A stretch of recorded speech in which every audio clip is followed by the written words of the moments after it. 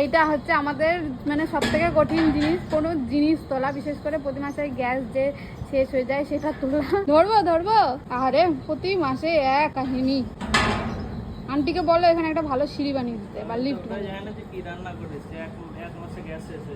কি রান্না করি খাও না নাকি, তাই যে 1 মাসে গ্যাস শেষ হয়ে যায়? আমার কথা বলতে এসছে সবাই 1 বছর চলে যায়, তাহলে সেই সবাইকে এনে রান্না করাও, বুঝলো তো? আমার সাথে ঝামেলা বাদ করিও। একটা গ্যাস তুলে আনতে পারে না, বেশি পিস না। হে হে হে হাঁপিয়ে গেছো? হ্যাঁ আমি এরকম বহু তুলেছি, ঠিক আছে? আমাকে এসব বলবা না। আরে তাড়াতাড়ি গ্যাসটা লাগাও, রান্না অর্ধেক হয়ে গেছে, আর একটু হলে হয়ে যাবে। তাড়াতাড়ি তাড়াতাড়ি তাড়াতাড়ি। আরে ইয়ার গ্যাসটা লাগাও।